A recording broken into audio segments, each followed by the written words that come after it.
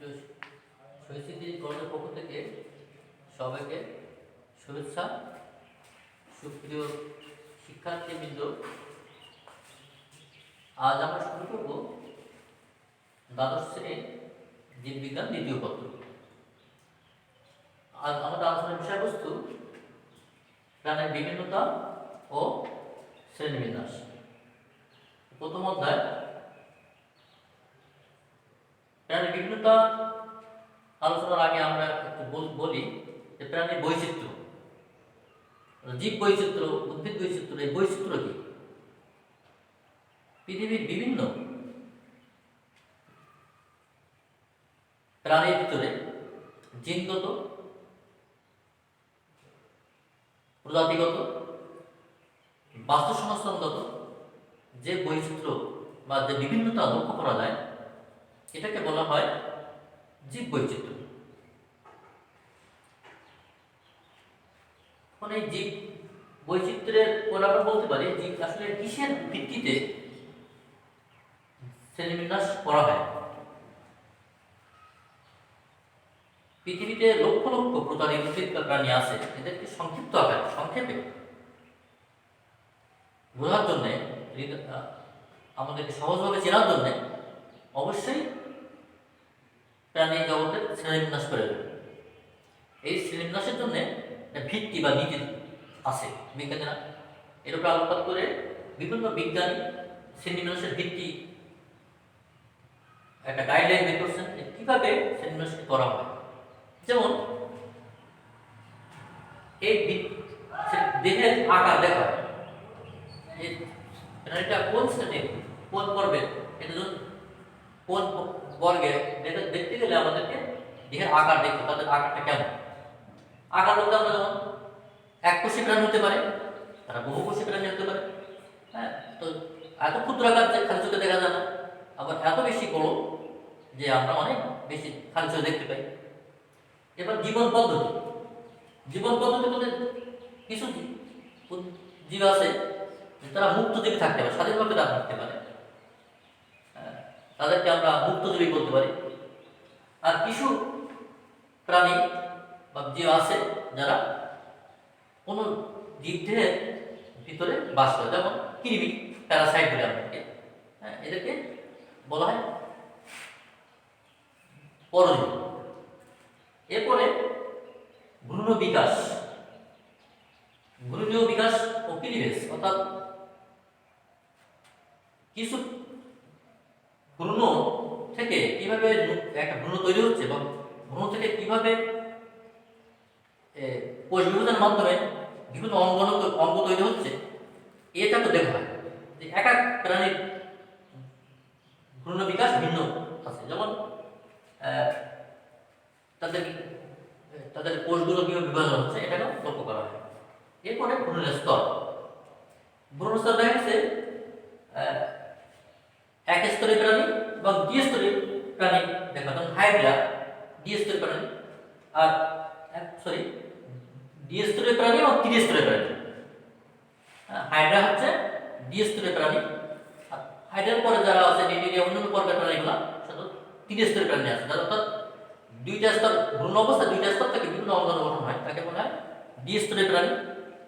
আর যে স্তর ভ্রূণ অবস্থা তিনটা স্তর, অর্থাৎ এক্টোডার্ম, মেসোডার্ম আর এন্ডোডার্ম।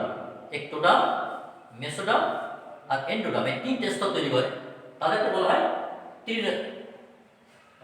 ত্রিস্তরীয় প্রাণী। হাইড্রা হচ্ছে দ্বিস্তরীয় প্রাণী, কারণ এটা দুইটা স্তর থেকে দুইটা ডার্ম তৈরি হয়, একটা গ্যাস্ট্রোডার্মিস তৈরি হয় আর একটা এপিডার্মিস তৈরি হয়। নিম্ন শ্রেণীর প্রাণীগুলো সত্য দ্বিস্তরী থাকে, আর উচ্চ শ্রেণীর প্রাণীগুলো ত্রিস্তরী থাকে। এটাকে ভ্রূণ স্তরকে লক্ষ্য করা হয় শ্রেণীবিন্যাস করার জন্য। এবার প্রতিসাম্যতা বলতে আমরা বুঝি যে তার দৈহিক তল বরাবর কিভাবে বিভক্ত করা হয়। যেমন আমরা বলতে পারি হোমো স্যাপিয়েন্স, মানুষ দ্বিপার্শ্বিক প্রতিসম, দুই ভাগে ভাগ করা হয়েছে। যেমন ইলিশ মাছ, এটা দ্বিপার্শ্বিক প্রতিসম, এটা এই প্রতিসমতা লক্ষ্য করা হয়। আবার গলীয় প্রতিসম আছে, ওরীয় প্রতিসম আছে, যেগুলো বিভিন্ন দলে বিভক্ত করা যায়। যেমন ভলবক্স একটু গলিকুচি সম, ভল বক্স গলিকুচি সম একটা উদাহরণ। এরপরে আমরা বলতে পারি সিলম। সিলমটা কাকে বলে? সিলম থাকবে একমাত্র ত্রিস্তরী প্রাণী। সিলম থাকবে ত্রিস্তরী প্রাণী, সিলম থাকবে। সিলমটা বলেছে যে ঘূর্ণ পরিস্ফুটনের সময় মেসোডার্ম থেকে সৃষ্ট যে গহ্বর মেসোডার্ম কোষে নির্মিত পেরিটোনিয়াম নামক ঝিল্লিতে আবৃত তাকে সিলম বলে। একটা পর্দা, এই পর্দাটাকে বলা হয় সিলম। যেমন এই ত্রিস্তরী প্রাণীর ভ্রূণগঠনের সময় এটা ঘটনা,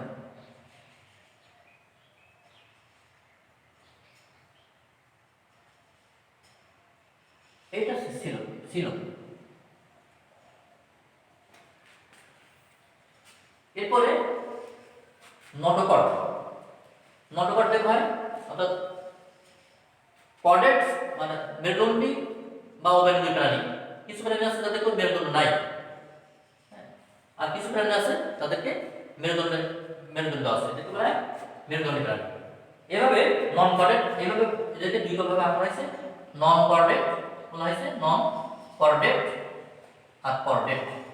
তাদেরকে নটোকর্ড আছে মেরুদণ্ড বিহীন প্রাণীদেরকে বলা হয় নন কর্ডেট, আর মেরুদণ্ড আছে এমন প্রাণীদেরকে বলা হয় কর্ডেট প্রাণী। এখন আমরা বলবো প্রজাতি কি। একটা প্রশ্ন যে প্রজাতি আসলে কাকে বলে?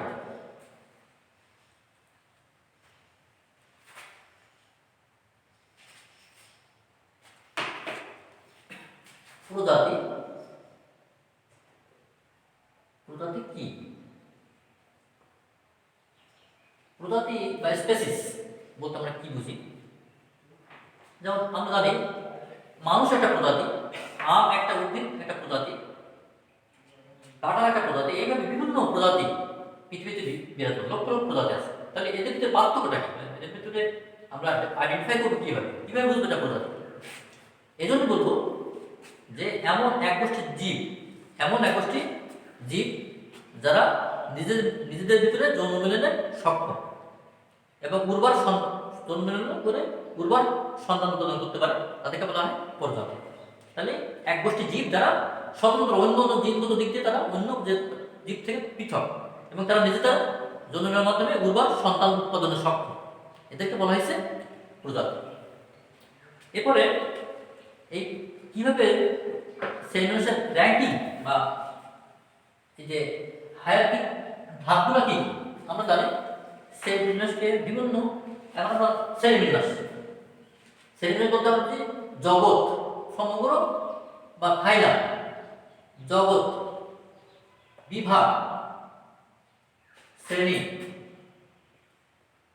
বর্গ, গোত্র, গণ, প্রজাতি। অর্থাৎ সমগ্র উদ্ভিদ জগৎকে বিভিন্ন বৈশিষ্ট্যের উপর ভিত্তি করে বিভাগে ভাগ করা হয়েছে। আবার বিভাগকে তাদের বিভিন্ন ক্যাটাগরিতে বিভাগ শ্রেণীতে ভাগ করা হয়েছে। শ্রেণী থেকে বর্গ, বর্গ থেকে গোত্র, গণ, এইভাবে সর্বনিম্ন একক হচ্ছে প্রজাতি। কতগুলো প্রজাতি মিলিত হয়ে গণ গঠন করতে পারে, কতগুলো গণ মিলিত হয়ে একটা গোত্র গঠন করতে পারে, কতগুলো বর্গ মিলিত হয়ে একটা শ্রেণী গঠন করতে পারে। এইভাবে সমগ্র উদ্ভিদ জগৎকে বিভিন্ন ক্যাটাগরিতে ভাগ ভাগ করা, এটা বলা হয় র্যাঙ্কিং স্পেস।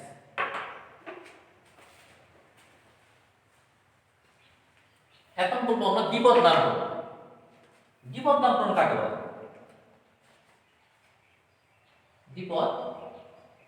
দ্বিপদ নামকরণ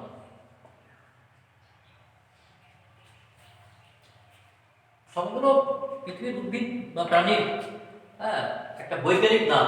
এটা গণ এবং প্রজাতি মিলিত প্রজাতির মাধ্যম দিয়ে যে একটা বৈজ্ঞানিক নামকরণ করা হয়, তাকে বলা হয়েছে সংক্ষিপ্ত আকারে দ্বিপদ নামকরণ। দ্বিপদ নামকরণের নিয়ম আছে, পদ্ধতি বা নিয়ম। কিভাবে আমরা দ্বিপদ নামকরণ করব? যেমন দ্বিপদ নামকরণের নিয়মাবলী, নিয়মাবলী।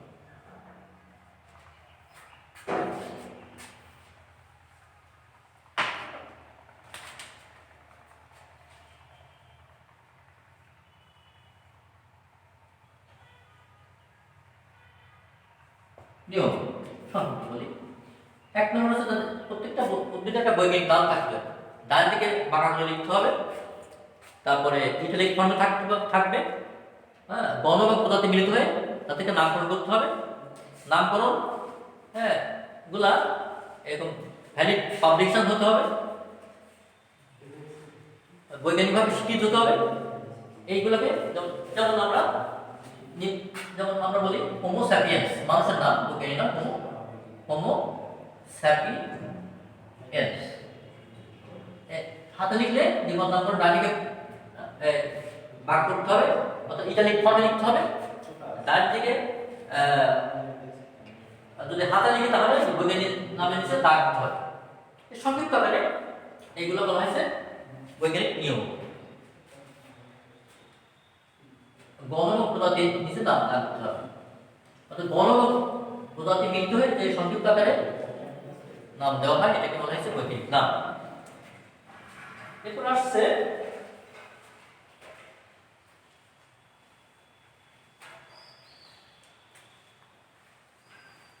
হিকম্যান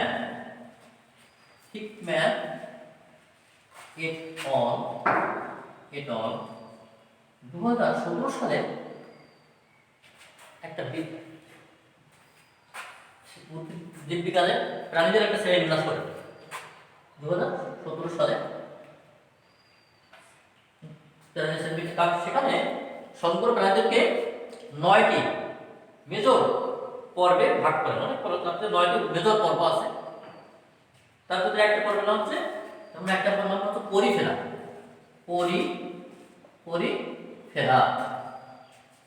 পরিফেরা দুই নম্বর হচ্ছে নিডেরিয়া।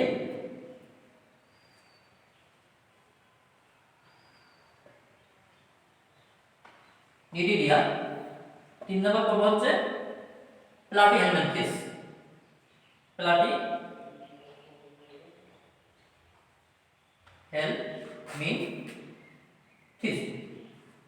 চার নম্বর পর্ব হচ্ছে নেমাটোডা।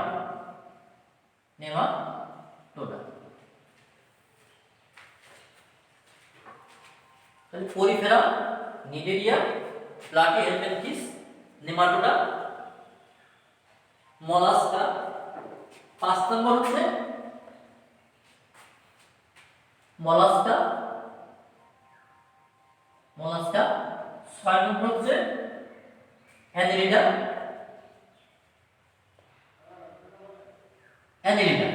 6 নম্বর হচ্ছে অ্যানেলিডা। 7 নম্বর আর্থ্রোপোডা। 7 হচ্ছে আর্থ্রোপোডা।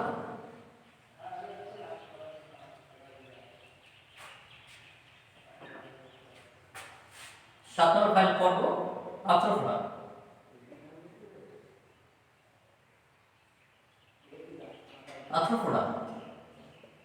8 নম্বর হচ্ছে ইকানোডার্মাটা।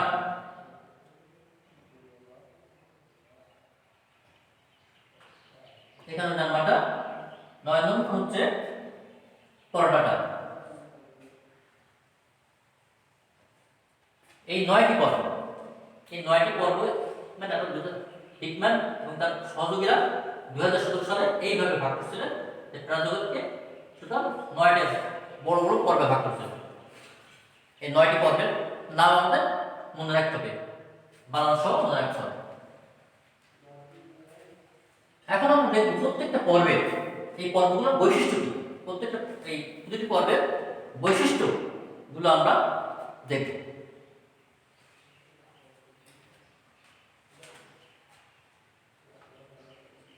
প্রথমে পরিফেরা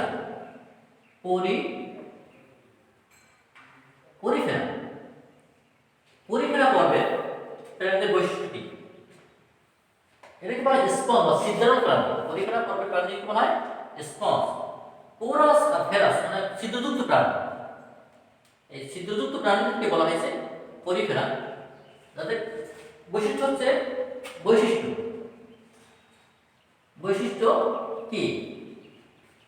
দেহ ছিদ্রযুক্ত, অস্টিয়াম, দেহ অস্টিয়াম নামক ছিদ্রযুক্ত, স্পিকিউল নামক অসংখ্য ক্ষুদ্র কাটা থাকে। তাহলে এক বৈশিষ্ট্য হচ্ছে দেহ দেহ ছিদ্রযুক্ত, ছিদ্রযুক্ত। 2 নম্বর বৈশিষ্ট্য হচ্ছে অসংখ্য ক্ষুদ্র কাটা থাকে, অসংখ্য অসংখ্য ক্ষুদ্র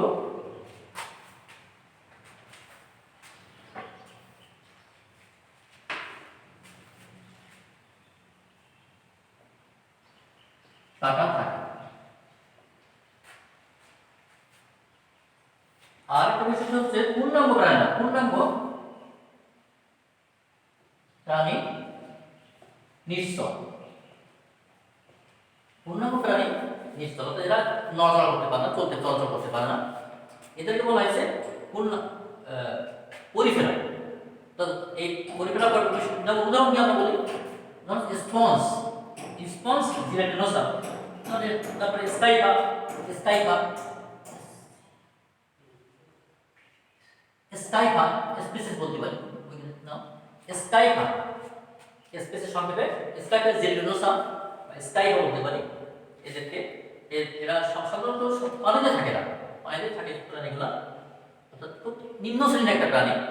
এদেরকে বলি আমরা পরিফেরা, খুব নিম্ন শ্রেণীর প্রাণী, এদেরকে পরিফেরা বলা হয়েছে। এদের বৈশিষ্ট্য কেমন? দেহ ছিদ্রযুক্ত, অসংখ্য ক্ষুদ্র কাটা থাকবে এদের দেহে, ত্বকে, আর পূর্ণাঙ্গ প্রাণী থাকবে নিশ্চল। এই বৈশিষ্ট্য থাকলে, এই ধরনের বৈশিষ্ট্য তাদেরকে আমরা বলবো, তাদেরকে আমরা পরিফেরা বলতে পারি। এবং এর উদাহরণ হচ্ছে স্টাইপা, কারণ এদেরকে বাংলায় স্পঞ্জ বলে, স্পঞ্জ স্পঞ্জ যেটা, এগুলোই পরিফেরা করবে প্রাণী। 2 নম্বর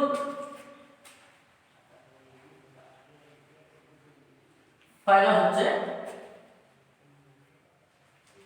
2 নম্বর ফাইলাম হচ্ছে নিডেরিয়া।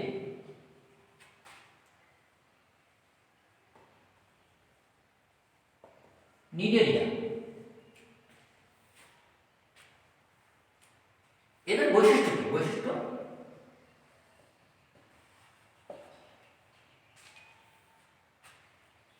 বহুকোষী এদের বহুকোষী অলিগতি সমূহ। বৈশিষ্ট্য বহুকোষী, এরা বহুকোষী কোষী ও অরীয় প্রতিসম, অরীয় বিভিন্ন তলে ভাগ, অরীয় প্রতিসম প্রাণী, প্রতিসম। 2 নম্বর হচ্ছে দ্বিস্তরী প্রাণী, ডিপ্লোব্লাস্টিক, ডিপ্লোব্লাস্টিক, অর্থাৎ এদের 2টা স্তর থেকে, এদের ভ্রূণে 2টা স্তর থাকে, টাকা বলা হয়েছে ডিপ্লোব্লাস্টিক প্রাণী, অর্থাৎ এদের ডিপ্লোব্লাস্টিক, অর্থাৎ 2টা স্তর থাকবে এর ভ্রূণে, ডিপ্লোব্লাস্টিক বৈশিষ্ট্য থাকবে। আর 3 নম্বর একটা বৈশিষ্ট্য হচ্ছে দেহের ভিতরে পরিপাক গহ্বর ও সিলিন্ডার, দেহের ভিতরে পরিপাক গহ্বর দেখা যায়।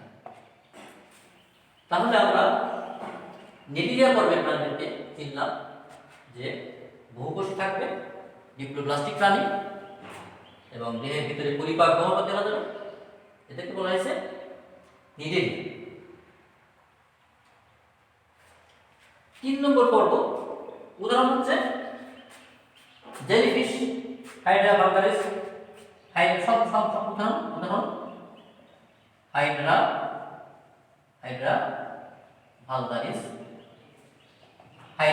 ভালগারিস, এদেরকে এর উদাহরণ হাইড্রা। তো অরেলিয়া, জেলিফিশ, হাইড্রা, এই হচ্ছে নিডেরিয়া পর্বের প্রাণী, জেলিফিশ এবং হাইড্রা।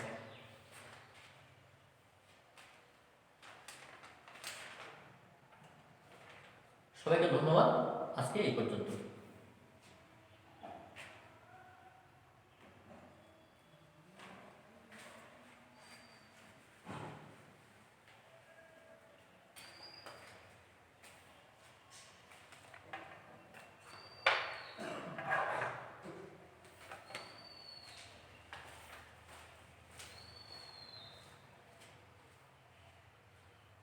বলুন